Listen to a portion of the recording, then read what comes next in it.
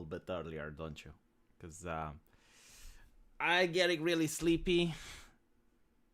I flipped my sleeping schedule, so now I'm actually sleeping properly, but I was used to sleeping during the day, so I have like jet lag, I guess. And maybe if we start a little bit earlier, then I can end earlier, and then I can go to bed. With that out of the way, this is probably the most evil article that I have ever read on my channel. Unironically, like, there is a level of cynicism that if I were to roleplay in Dungeons and Dragons, like, even I wouldn't be able to live with myself if I said something just this evil. Like this article from the UN presents us. It's bewildering. I mean, it's not bewildering that someone thought about it. It's bewildering that someone decided to put it on paper and present it to the public. I might actually make a video about it on my main channel. I'm not really sure because I just want more people to see it. It's such a insightful trip into the mind of someone that works at the UN. It's also interesting that this is a professor of human rights. I mean, if human rights are being stewarded by such lovely individuals, I can see why the concept of human rights is constantly being pissed on. My God, human rights. You know what's interesting? It used to be the divine right of king. I mean, this is how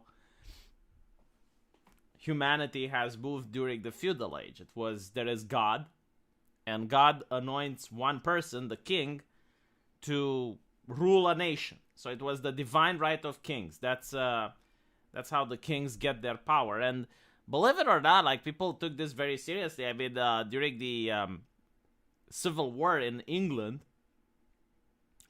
they were very concerned about, like, okay, but what do we do with the king now that we have captured him? Like, we can't execute him because he's above the law. I mean, the law comes from him. How can the king break the law? So that was something that people talk. But the idea is that the divine right of kings was the initial way people were running societies. Then it came the concept of human rights.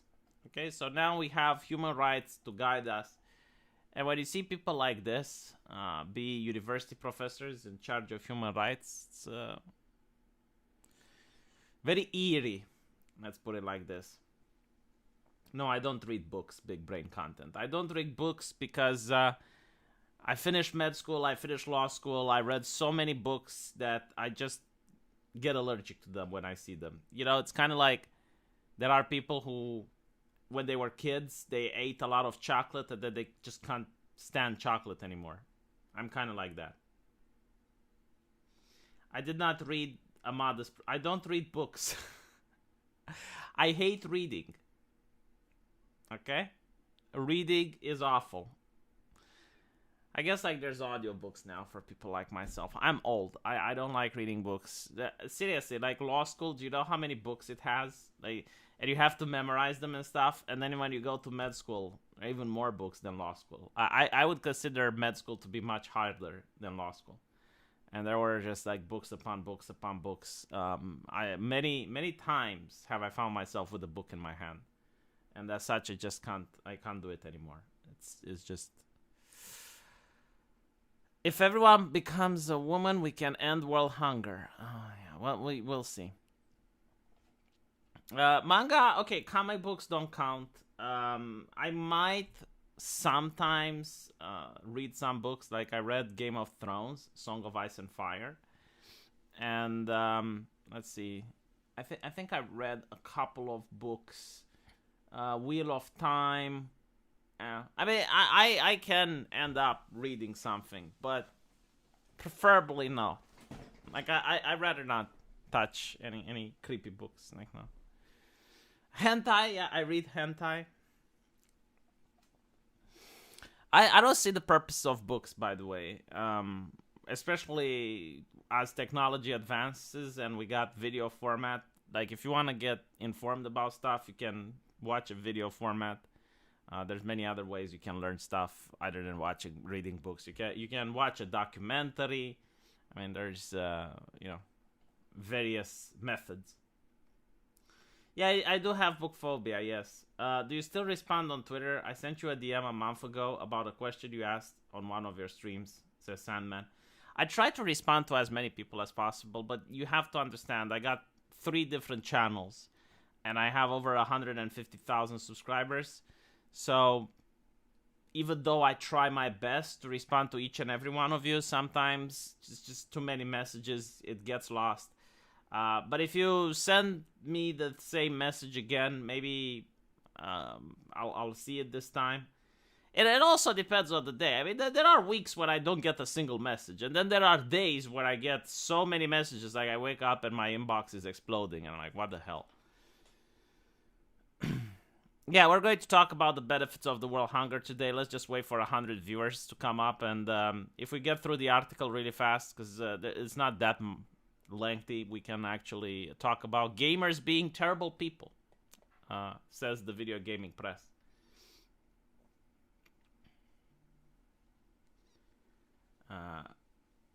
Good for who? Well, we'll see. We're going to read the article, and we're going to see for whom the world hunger is good. Oh my god, like I can't believe that, again, this was actually written and presented to the public. I'm also curious, like, who is the target audience for this? I guess the target audience must be other world leaders and their advisors, politicians. I need the secretary? No. My wife wouldn't allow a secretary. You know, like, there was this scandal with the Ukrainian woman that stole the husband.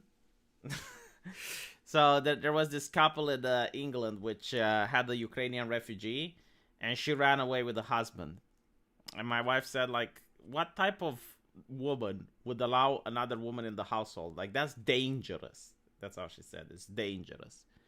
And honestly, she's right. I mean, look, there was another thing from the UN. Like, this was bizarre. Trey, I don't mind what you do. Like, you do God's work in my DMs. But there was this UN study which said that you shouldn't pair lonely Ukrainian women with English men. So they should be paired with a couple.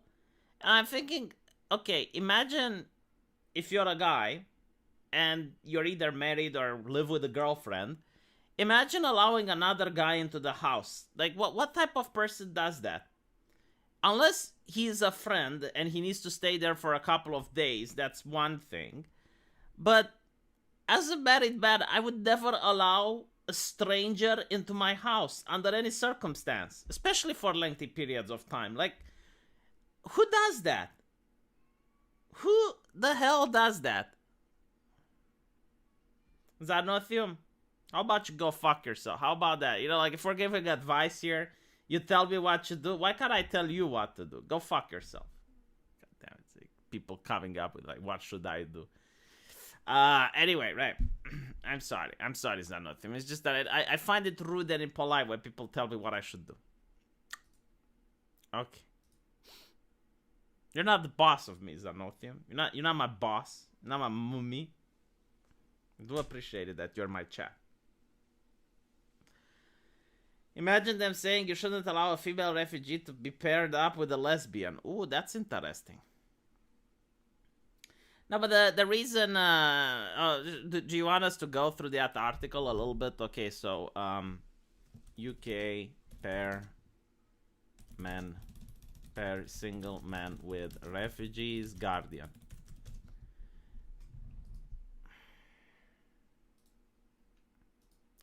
So this was very interesting because it only applies to the UK. Like, I haven't seen them talk about other nations like Turkey. Like, Turkey got a lot of refugees. I haven't seen them talk about it. Oh, he said, I got a hair. I'm sorry, Zanothium. Guys, please give Zanothium a hug. I was mean to him with no reason. I'm sorry. I apologize, Zanothium. But anyway, right. So they only went after the UK. And apparently the reason for this was that there was a website where women from Ukraine could have contacted men, and some men, you know, they said, hey, you know, do you wanna ficky, and in exchange you can stay at my place, right?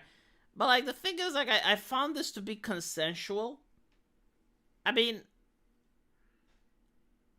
some men treated it as a dating app.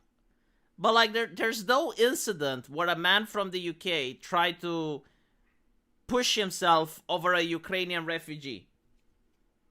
I mean, sure, you can say, well, their situation is desperate and whatnot. But again, they're adults.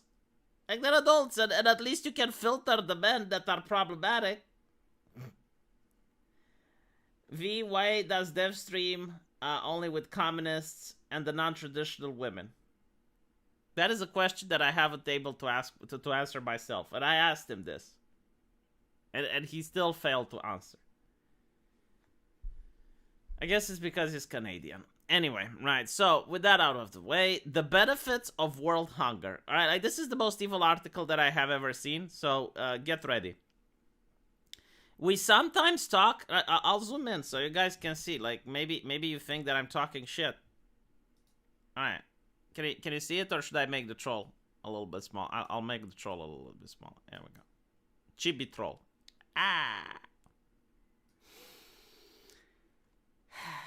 We sometimes talk about world hunger as if it were a scourge that all of us want to see abolished.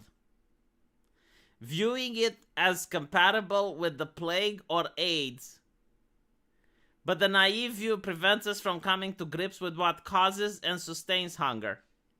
Hunger has great positive value to many people. Indeed, it is fundamental to the working of the world's economy. Hungry people are the most productive people, especially where there is a need for manual labor. This is from George Kent, a professor in the Department of Political Science at the University of Hawaii. He works on human rights, international relations, peace, development, environmental issues, with a special focus on nutrition and children. Okay? No, unironically. He says that hungry people are the most productive people, and we should not talk about world hunger as if it's a scourge that we want to see abolished. This is from the United Nations. I'm not reading from a satirical website. I'm not making this up. Okay? Like, this is how the people in power think. I'm not, like, I have heard behind the scenes that certain politicians are have this level of cynicism, but only until I saw this article did I actually believe it. We in the developed countries sometimes see poor people by the roadside holding up signs, "Will work for food." Actually, most people work for food. It is mainly because people need food to survive that they work so hard in either in producing food for themselves in sustenance level production, or by selling their services in exchange for money.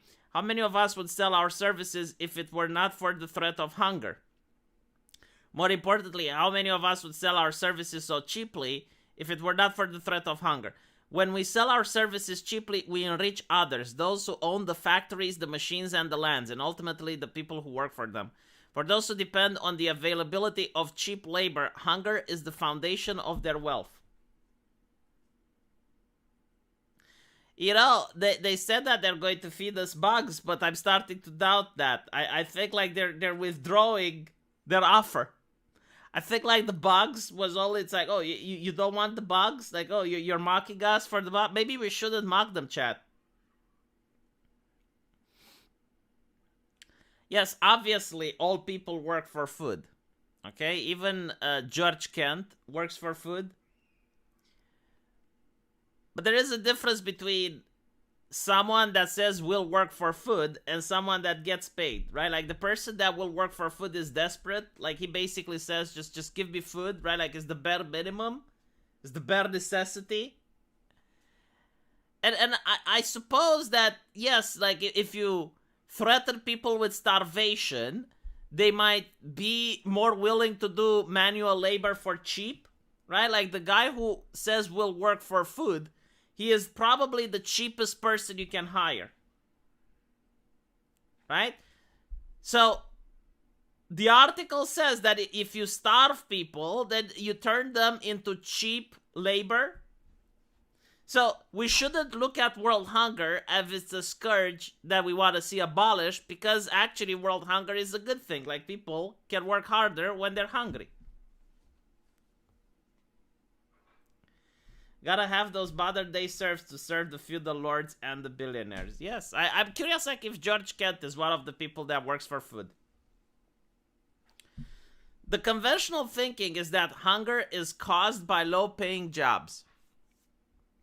For example, an article reports on Brazil's ethanol slaves, 200,000 migrant sugar cutters who pop up renewable energy boom. While it is true that hunger is caused by low-paying jobs, we need to understand that hunger at the same time causes low-paying jobs to be created. Who would have established massive biofuel production operations in Brazil if they did not know there were thousands of hungry people desperate enough to take awful jobs that they would offer? Who would build any sort of factory if they did not know that many people would be available to take the jobs at low pay rents? So exactly what I said, right? Like, the guy in the first world that has the sign saying we'll work for food, he is the cheapest person you can possibly hire. There is not anything cheaper that will work for food. So the argument is that if you starve people, right, if you push for hunger, you get all of these migrant sugar cutters. And by the way, notice, like, migrant sugar cutters. In other words, no borders, no nations, right? Like, this is good. You get migration. Migration is amazing, right? Too bad no one talks about the story of what happens to the migrants after they get there. Why is it that all the big corporations and all of the big companies support mass migration? Because they are cheap, right? We'll work for food.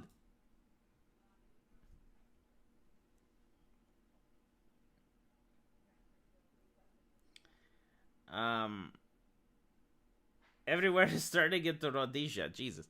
Much of the hunger literature talks about how it is important to assure that people are well fed so that they can be more productive. That is nonsense. No one works harder than hungry people. Yes, people who are well nourished have greater capacity for productive physical activity, but well nourished people are far less willing to do that work. I can tell you that myself, who grew up on a farm, that's not true. Now, of course, there are certain jobs that are hazardous and no one wants to do unless they're desperate. But this level of cynicism, again, coming from the United Nations, it's like, okay, well, if we starve people, then they're going to do those jobs.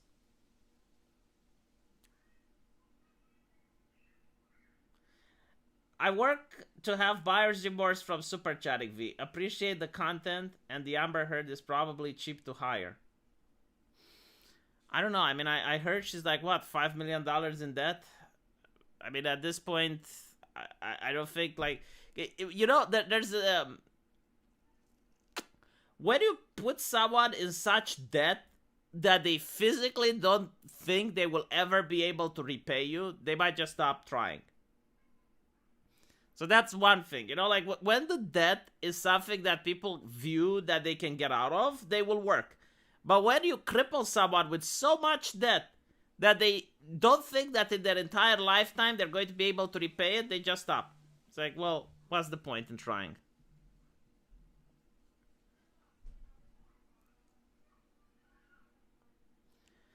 The non-government organization Free the Slaves defines slaves as people who are not allowed to walk away from their jobs.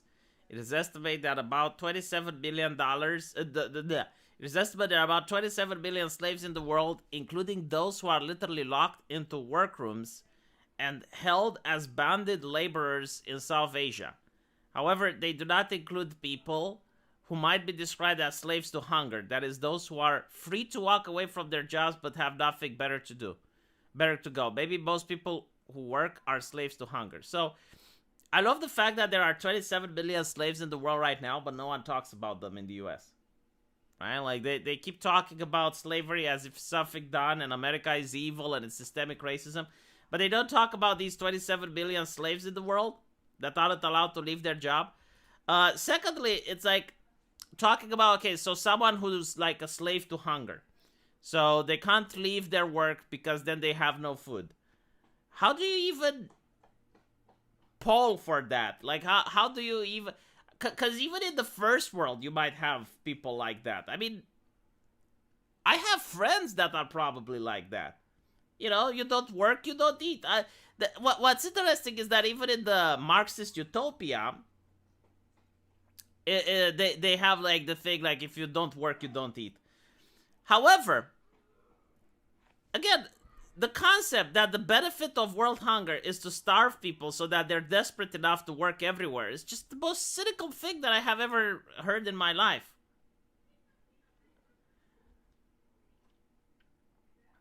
For those of us at the high end on the social ladder, ending hunger globally would be a disaster. If there were no hunger in the world, who would plow the fields? Who would harvest our vegetables?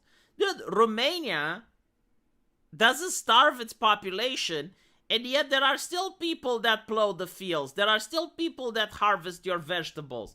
Do you know what's interesting?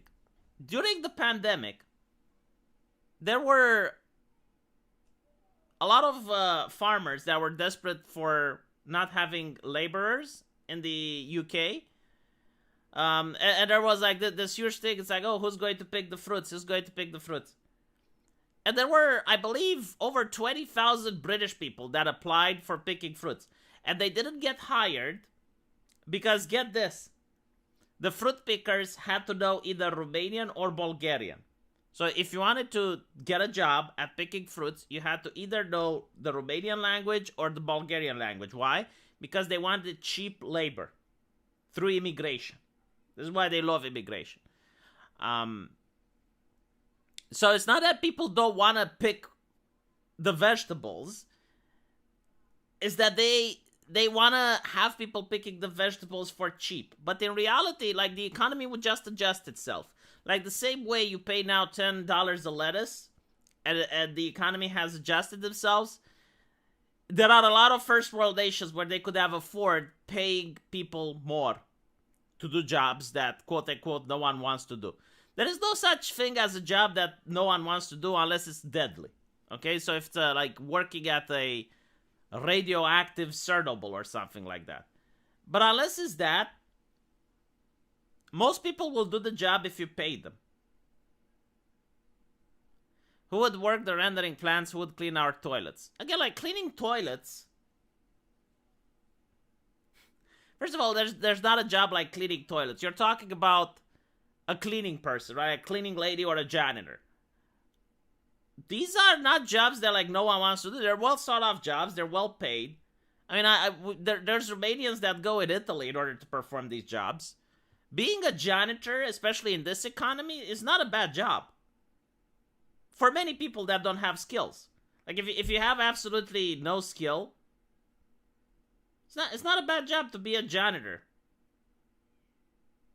And there are people with a gender studies diploma that can't find a job and they're crippled by student debt and they would love to be a janitor.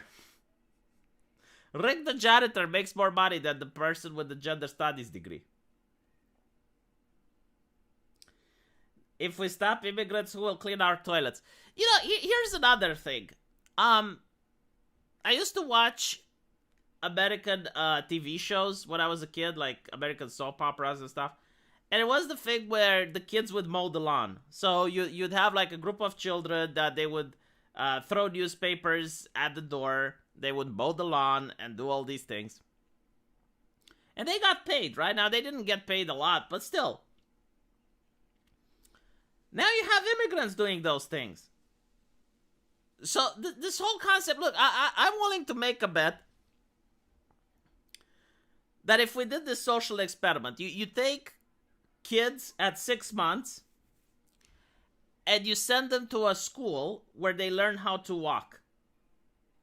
So you teach all the 6-month-year-old kids to walk by using experts. I think in one generation, people will start believing that without the experts, people don't know how to walk.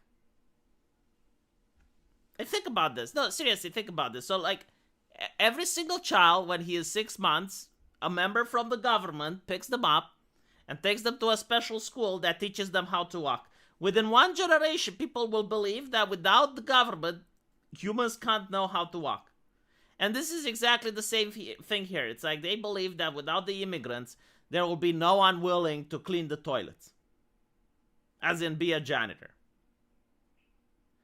No wonder people at the high end are not rushing to solve the hunger problem. For many of us, the hunger is not a problem but an asset. This is... Okay, this is horseshit. This is not why world hunger exists. There's many reasons why world hunger exists. So first of all, I keep hearing leftists saying, well, why can't we give leftover food? Because there's a lot of leftover food from capitalism. Why can't we give that leftover food to Africa? And it's like, okay, well, how are you going to transport it there? Because it's expensive. It's not free, right? Like, sure, the leftover food is quote-unquote free. Like, no one wants it. You throw it into the trash. Okay, but, like, how are you going to transport it to Africa? Because the road isn't free. You don't have the teleportation device. The second problem, all the help that you give to Africa, like all the aid with food benefits and free food and all that, imagine if you're an African farmer, right? Like, you're an African farmer, and right now, $10 a lettuce. I love giving this example. You got $10 a lettuce. Okay. So it costs you $10 to make that lettuce. And you're competing with free. Like, there's free food coming from Europe. There's financial aid coming from Europe. So you, as the African farmer, you're going bankrupt because you can't compete with fucking free. I mean, it's not free. It's the U.S. taxpayer that pays for it. But every time you're sending food aid to Africa, the local businessmen, the local farmers, end up losing money. And they can't do business. So that's another reason for world hunger. Then you have the tsetse fly, which is devastating to the animal husbandry in Africa. And then you have, various regime changes or socialist regimes like in Zimbabwe, where they seize the land and then the government gives it based on cronyism and party and political affiliation, and those people don't know how to farm. I mean, there's many reasons. You have China buying land, you have Saudi Arabia buying land, right? So that's why you have the hunger. But I don't think like it's necessarily the way the United Nations view it. It's like, oh, well, we're keeping people hungry so that they're better workers. Or that if we were to feed people, they wouldn't do these jobs. Because again, like, everyone needs to work, right? And eventually, when all the jobs are filled, you end up with the jobs that no one wants. But like, people without a job that are unemployed, they still need to feed themselves, so they're going to do those jobs, even if they're horrible.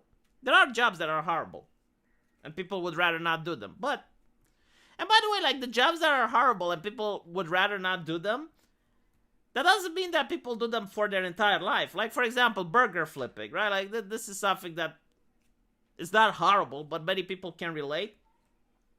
Like going at a McDonald's and you have to sit there in the scorching heat of the kitchen and you gotta flip those burgers wagey.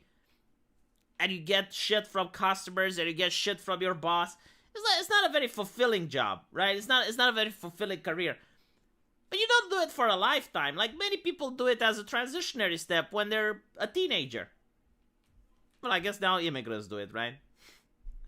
I've cleaned toilets. Pay is the issue. Can't have nice things doing those jobs. Also, it's not admission. Mass immigration is cheap labor by the UN. We rich people have to treat workers fairly or pay more. That is extortion. I mean, you're already paying more due to the carbon economics. Carbonomics, as people like to say it. Like, right now, because of the very high gas price, people are paying more. Best paid jobs are most repulsive, since no one wants to do them. No, that's not true. That's not true. I don't think, like, pay has to do necessarily with how repulsive a job is. It has to do with how easy it is to replace someone. Like, if a person is very difficult to replace, then they're going to be really well paid. If a person is really easy to replace, then is going to be very cheaply paid.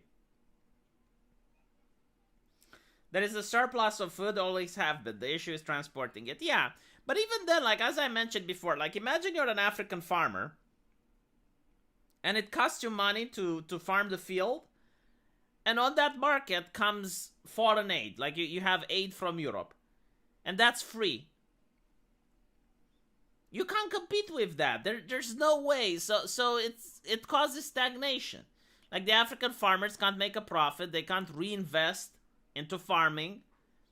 So you have that issue. And on top of that, you also have the local politics. Like, right now it's, the evil white man, they stole our land and blah, blah, blah. And it's like, okay, but like, that evil white man has been a farmer there for generations and he knows how to farm. And what usually happens is the government takes the farm away from him and then gives it based on nepotism, based on cronyism, to someone that may be very loyal to the political movement and the party, but has no idea how to farm. And this happened in Zimbabwe, which caused a famine. And then Zimbabwe was begging for the white farmers to come back. I don't know what type of person is willing to come back when you know that the government can steal your livelihood. But it is what it is. Politicians like this need to fear the people more. Well, they're not politicians, that's the thing. They're university professors.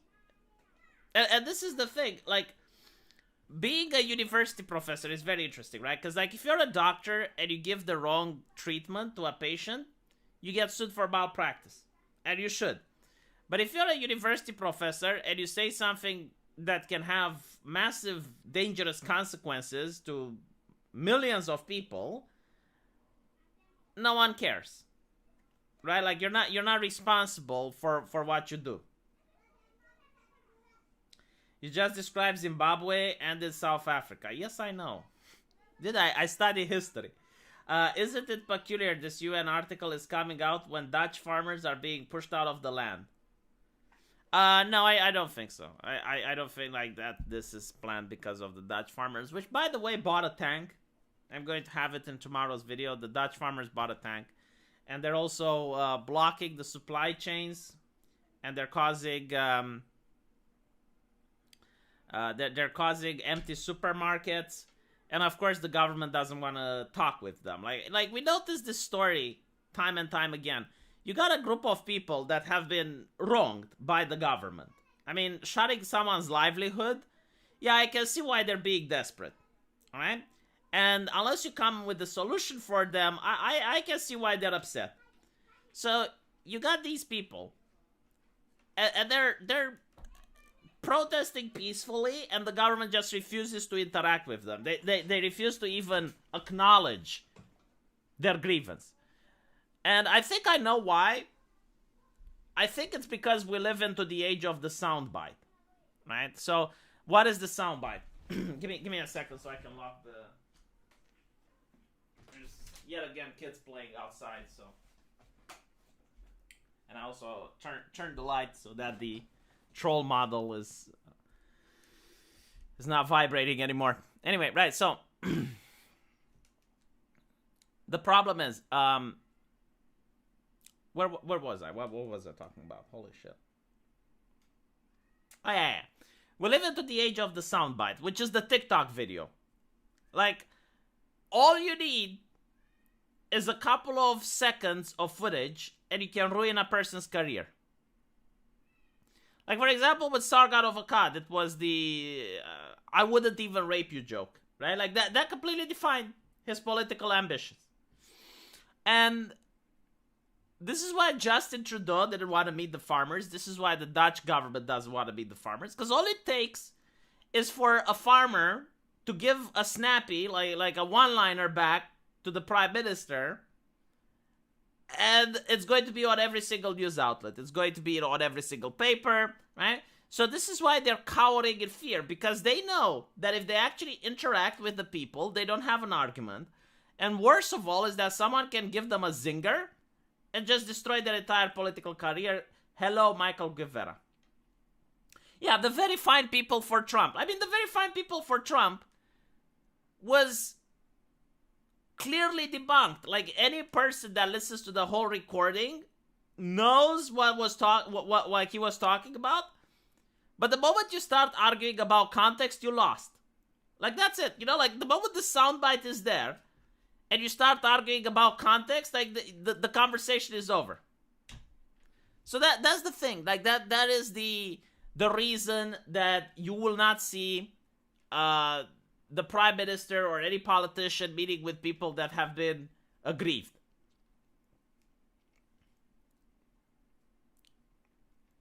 Yeah, that depends on the child. Like, that depends on the child from Sargon. I remember the controversy, right? Like, he was talking about Milo Yiannopoulos. And Milo Yiannopoulos said about himself that when he was underage and a priest molested him, Milo said about himself that he enjoyed it.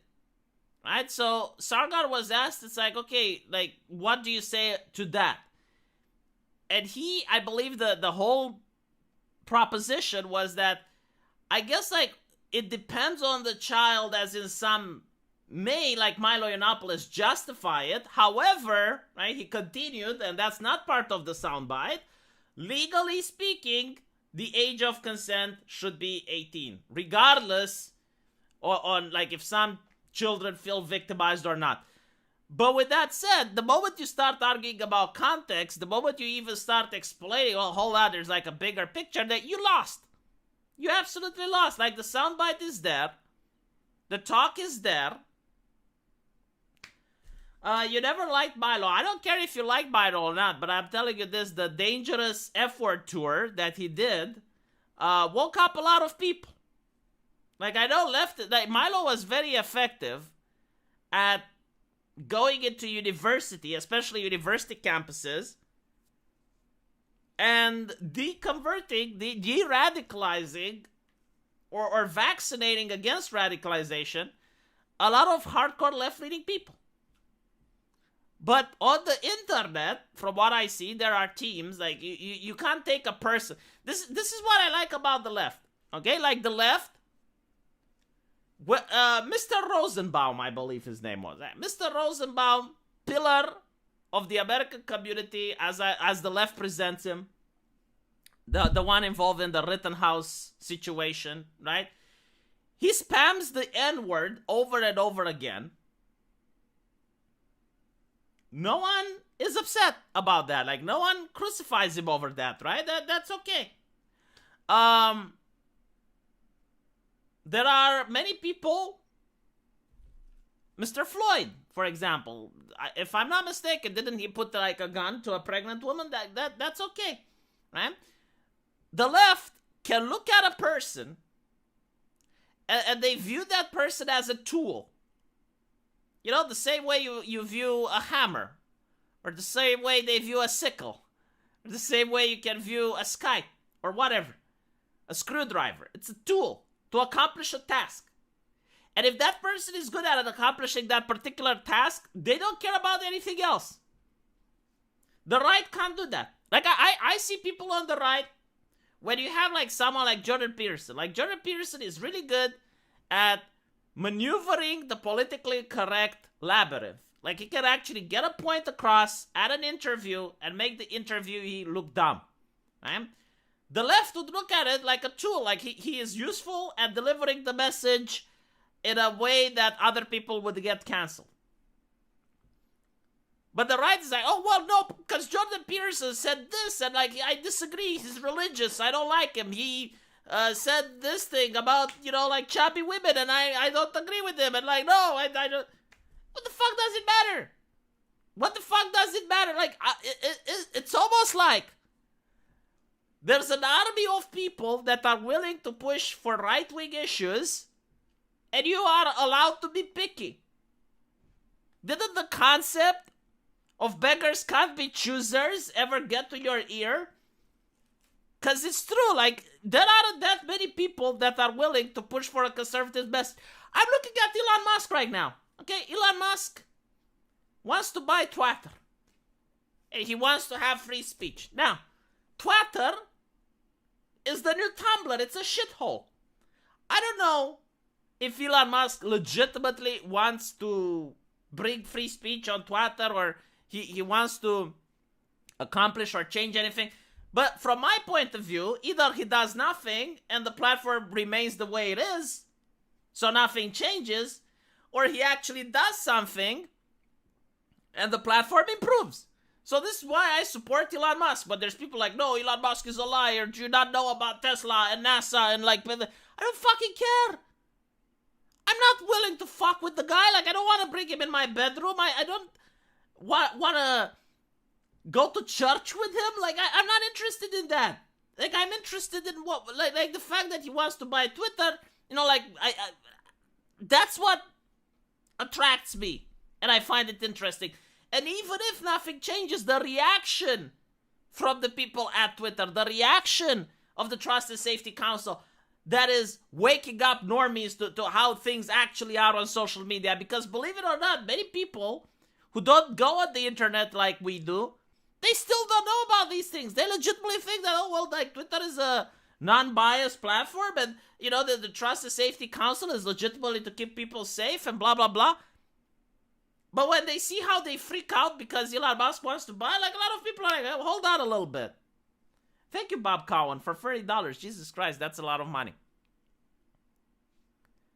Yeah, exactly. Like Trey Daniels said, like, they view people as means to an end. This is how the left views things. And honestly, when it comes to politics, I definitely think that this is how people should view one another. If it's about politics, okay? We're not talking about making friends. We're not talking about going to business with people. We're talking about, like, furthering your political ideas. I don't care who does the furthering. The question is the person effective or not? Let's talk about the opposite. Like, let's talk about a perfect embodiment of a human being. Like, the perfect person did nothing wrong, 100% on the up and up, but he's not effective at pushing the politics. Would you rally behind that person? Why? Like, he's not doing anything. So it is what it is. Yeah, the thing with the normies, it's like you need normies on your side when it comes to politics. It's a numbers game. Always have been. He wants to put chips in your head. Don't let him put chips in your head. Why is it so fucking difficult? Don't let him put chips in your head.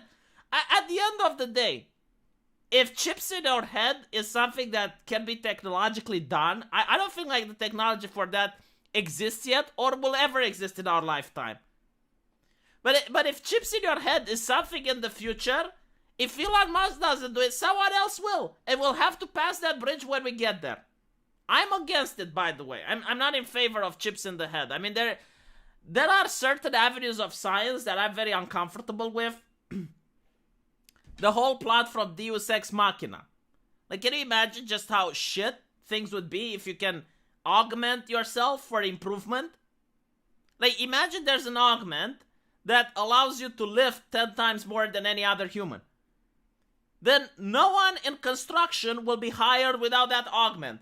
Let's assume that you have a chip in your head which allows you to think 10 times faster than any other human. Then no one is going to be hired that doesn't have that chip. So the people that remain pure are going to be jobless. Assuming, and the people that do chip themselves are going to open themselves to the possibility of a company controlling that chip, of chip malfunction, of illnesses and whatnot. So I do understand it's a Pandora's box, you know, like if we talk about the Deus Ex Machina type of story with human augmentation and stuff like that. But I don't think it's going to happen. If ever.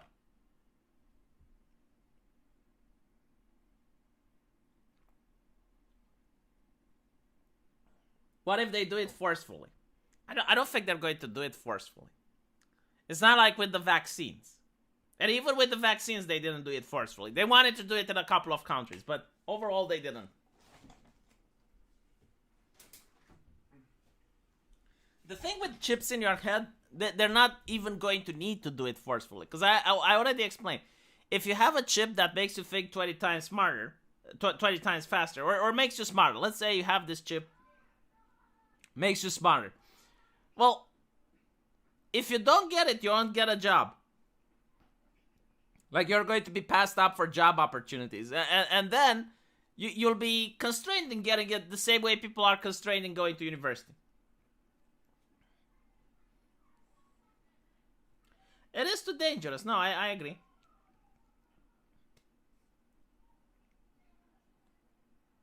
They will just make regular people are competitive. Yeah, exactly. Like if you're a regular person, if you don't augment yourself in that situation, like if you don't put a bionic arm, you're not going to work in construction.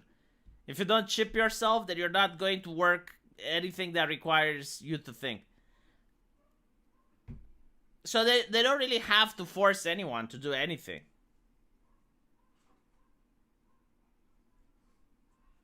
Although, like, like the whole concept of the Matrix is actually kind of cool. Like, imagine if the chip in your head would actually work and you would know for sure that there's no health side effects and there's no company that tries to control it. Like, it would be so cool to be able to, like in the Matrix, you learn how to fly a plane within a couple of seconds. Like, you can have, like, all the knowledge and encyclopedia. Although, like, if you can do that, wouldn't life become really boring and really dull really fast? I mean, imagine you have a chip in your head, and just like in the Matrix, you plug a stick in, and all of a sudden you know how to do carpentry. Or the knowledge on how to do heart surgery becomes available to you. In that situation, like, what would be the point in life? Like, if you could learn anything instantly, I'm pretty sure, like, the first couple of years would be fine. But, like, after you know how to do everything, wouldn't you be incredibly bored? Because you know literally everything. I mean, it would be a meaningless existence.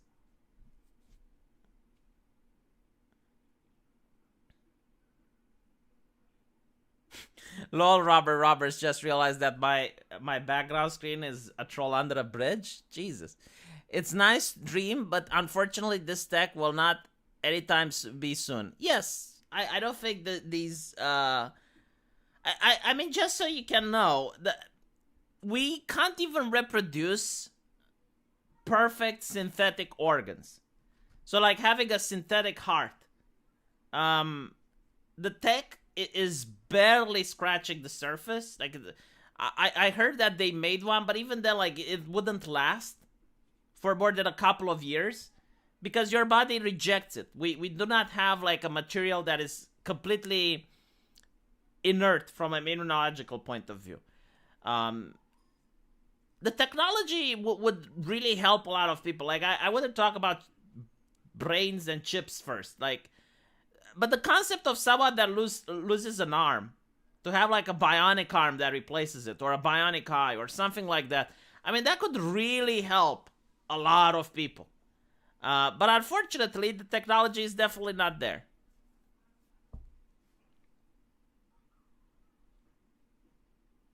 The cost would probably be very high in the beginning, but the more and more people use it, the cost would just lower. And at the end of the day, if we're talking about something like a prosthetic leg that's actually, like, connecting with your nerve tissue and you can actually feel it as a leg, I mean, the people that don't have a leg would probably make all the efforts in order to save money to buy something like that. I'd expect instant learning would still require a training time for experience and muscle memory. It would be like cramming without practice. Yeah, you're kind of right in a way, but I guess, like, the magic of learning and knowing things is also part of the whole experience, right? I mean, sure, I guess you could theoretically, like, know how to cook something. Like, you can understand a recipe for cooking, but until you cook it yourself, it's not the same. So I get that, but, like, being at med school in itself is a process and it's a journey. And like, being robbed of that journey would be the problem. There are now earbuds that you can have real-time conversations with others between any language. It's like the Babelfish from Hitchin' Guys in the Galaxy. I'd have that implanted.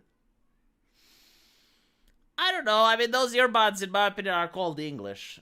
Nowadays, almost everywhere you go, people speak English. So, At least there's that. But the accuracy of Google Translate is indeed a thing. Like I was surprised to see that not only when I speak on YouTube, there is a bot which nails my words perfectly. Like there's a bot that adds subtitles to my YouTube videos, and despite my accent, it's able to recognize everything I say. And then you have the ability of translating. So you can go on a Japanese website and you can translate it into English. And 3 years ago it was broken English, but now it's pretty much no, it's kind of accurate. Like it's actually scary what Google AI can do. Performance enhancing drugs are a thing though, and construction worker aren't required. Yeah, but like performance enhancing drugs do not increase your strength 10 times. I'm talking like bionic arm that would actually allow you to effortlessly lift 100 kilograms or something like that. That would be different than performance enhancing drugs. And the thing with the performance enhancing drugs, they also have health side effects. But we're talking about like a future where you would have like these implants and they wouldn't have any side effects. Can't do that. Center of mass. Well, you would have like a bionic spine as well, and bionic legs and arms. So you'd have like this exosuit, and you would be able to lift things effortlessly.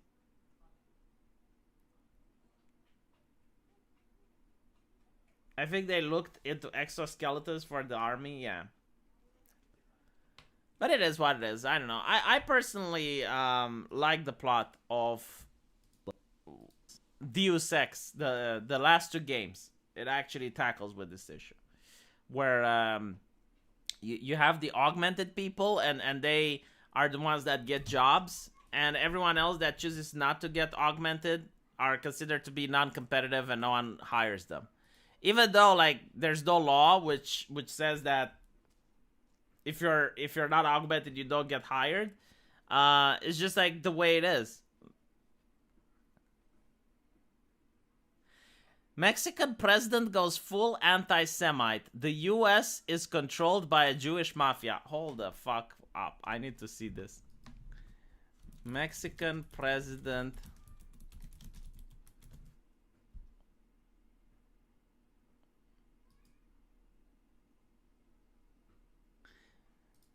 What is up with the Mexican president? Didn't he like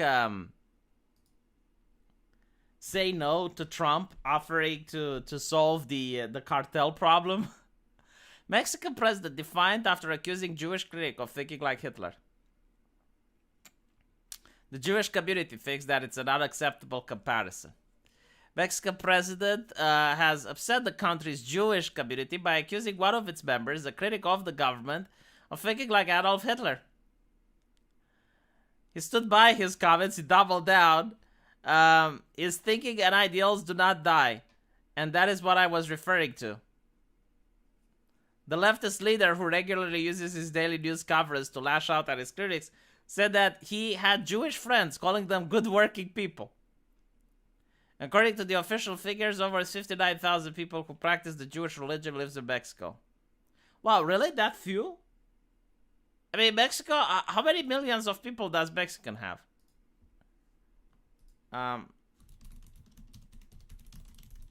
What is the population of Mexico? 128 million. Out of 128 million, there's just 50,000? Politicians of Jewish origin include Mexico City mayor, blah, blah, blah.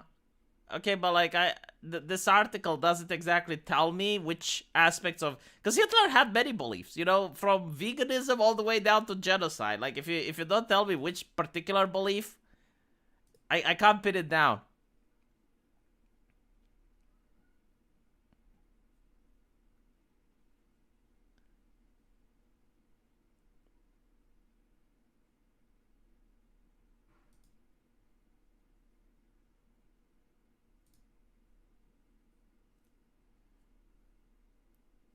Mexico City is the biggest city in the world.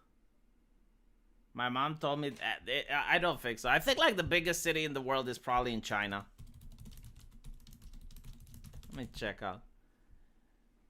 Yeah, what is the top 10 largest city in the world? Tokyo, Yokohama is the biggest city in the world. And the largest is New York. Okay, well, it depends like what do you mean biggest, right? So do you mean biggest by population density or biggest by territory? I have an above knee amputation, and I hope that the willpower resists the temptation of getting some kind of brain chip to improve my prosthesis. Well, no, like in your case, it wouldn't be a brain chip, right? Like you would undergo some surgery, and you would get a robotic leg that you could feel as if it's your own leg. I mean, I don't think like any person would pass that opportunity. The brain chip would just be for people that want to think faster, or, you know, I guess like access the internet with their mind, that type of thing. Mexico City and Tokyo would always back and forth. I don't think like Mexico City is even the second. The second largest is Delhi. No, sorry. The second largest is Jakarta. I don't know what that is. Delhi is the third. Mexico City is like maybe number 4th after Shanghai. So no, your mom lied to you, dude. Your mom really lied to you. I mean, it makes sense that it would be India or China.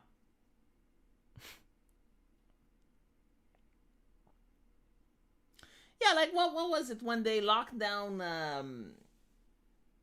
with the COVID? What city? Wuhan, right? Like they locked down Wuhan, and you look at the population of Wuhan, and it's almost as big as a country.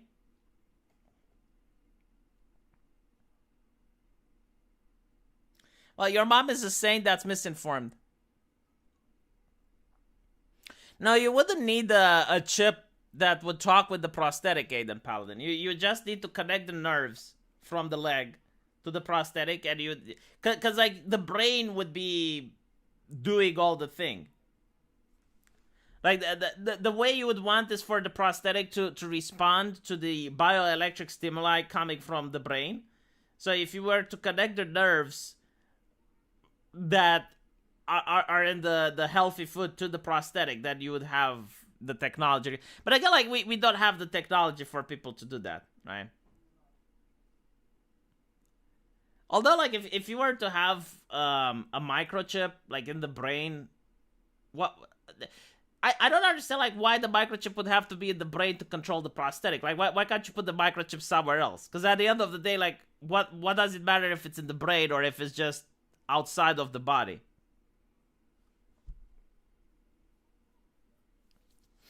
Right? Because the like what is the brain? It's like from let me see if I can show you something. So let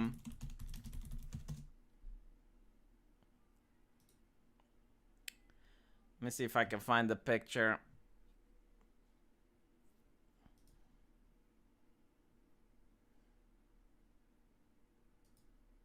I found one.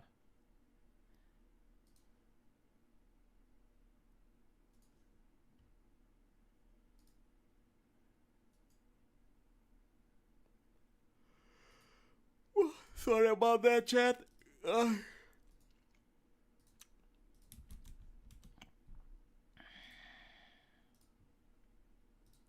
It's kind of freaky, but in reality, this is literally what we are. Like, this is what makes a person, right? Like, the brain and the nervous system. Like, everything else is extra. It's like the meat suit. But there's no advantage in having the chip inside the brain if you're talking about an implant of controlling the leg, right? So we're talking about a futuristic technology that, let's say someone lost their leg in an accident, and then it has like a prosthetic, right? So a robot leg. Like what you want is to get these nerves to be able to communicate with the prosthetic. If you put a chip in the brain, it literally has no advantage to just having the chip here, because it's all interconnected. Like the same impulses that come from the brain are going to go down and they're going to be transmitted to the leg. Like, just having a chip in the brain that communicates with the implant, to me, it doesn't make any sense. Like, why would that be required? Like a heat suit. Yeah, kind of. Yeah, this is RoboCop in a nutshell, exactly. The nerve on these people.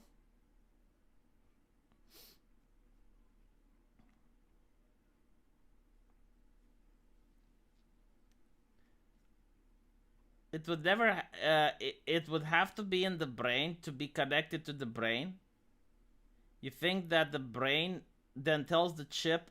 Yeah, but like you can have it connected to the brain just by putting it here, because like it's electrical impulses, right? And these happen very fast. Like when you move your leg, for example, your brain sends the electric impulse all the way down the nervous system to your leg, and then you move it. That's how it works. So why do you need to connect it in the brain? Like anywhere down the line is fine. Right? So the way you'd make the technology is for the prosthetic leg would also have like some artificial nerves, and they would have to be able to receive impulses from the nerves in your body. So the brain is still sending the same impulses, and it goes down the line.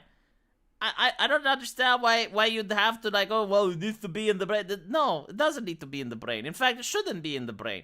Because like when you're trying to use something that's artificial, you're trying to emulate as much as possible the way the human body already works. So you wouldn't try to like mess with the system that's already perfect. You try to work with the system rather than against it. Like working against the system is you're swimming up with one paddle, as they say.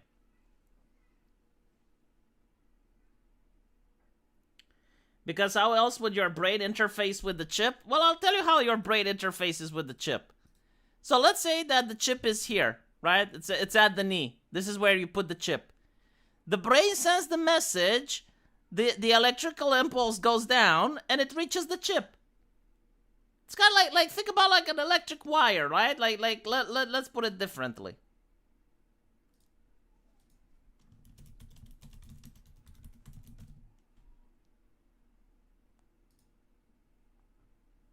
Let me see if I can find a picture. Okay. So your computer doesn't have to be inside the socket to work. Right? Like your computer just connects through the socket and the current goes through it all the way to your PC. Like what you're saying is like, no, like the power source is supposed to be in the wall because this is where the electricity comes from. But no, like it doesn't. Right? Like the power for your PC is further away and the connection is done through this. And it's the same with the brain. It's electrical impulses that travel down a wire that we call nerve. What is the difference between in the brain and connected to the brain? Wouldn't both have the potential to be subverted? I guess like in the brain it's a lot more difficult to extract. But and it's also like depends what it does, right? Like if it's just a chip that helps you to move your leg, then how do you subvert it? But if it's a chip that helps you think, well, then subverting it is definitely a lot more dangerous because you can see how it can be misused. I used to be big into transhumanism, but it frightens me now. Yeah, but like the technology is moving towards that direction. I mean, the medical industry has tried for decades to figure out how to make prosthetics as real as possible, and you know, with the, I guess as people are moving more into robotics and bionics and stuff. Like, of course, everyone tries to figure out a way on how to make an artificial limb that actually feels like your own.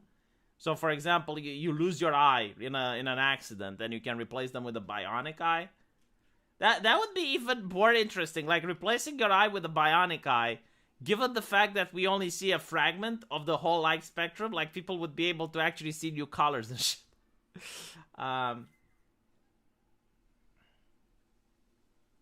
If you take up the knee motor neurons, doesn't that mean you can no longer use your knee? Yes. But it's kind of difficult because you'd have to. I mean, there are people who have an accident, like they cut their finger, and they actually cut the nerve, and then they can't use the finger anymore. The thing with like the nerves at the knee, it would have to be a very deep cut, because they're well protected inside your leg. But like if you manage to like get shot in the knee and it actually gets through the nerves, yeah, you're going to lose your ability to walk. But more often than not, like what's actually more common.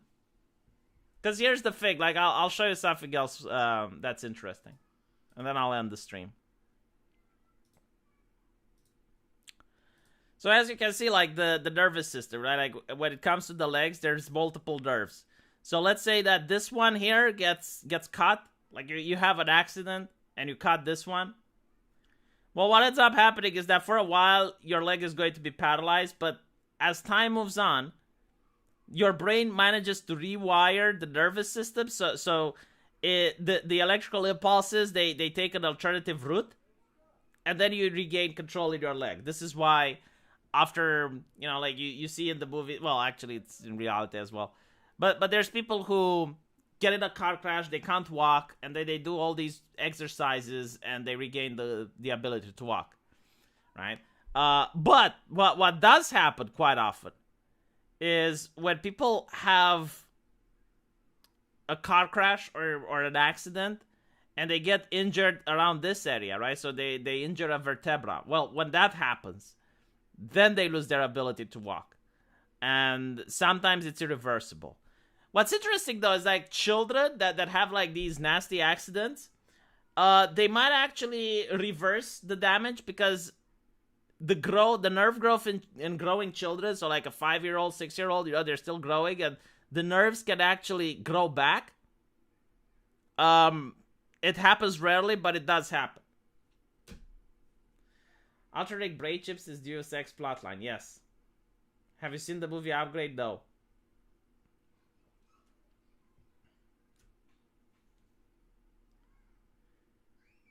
What would it take to make me want to be a medic again? I love what I'm doing right now.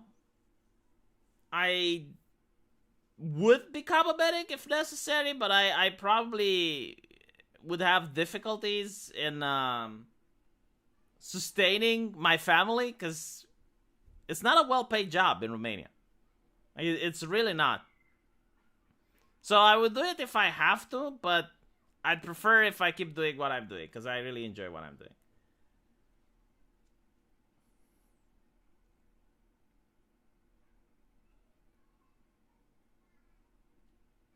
Anyway, right, hopefully you guys enjoyed the stream. Thank you for watching. And I'll see you guys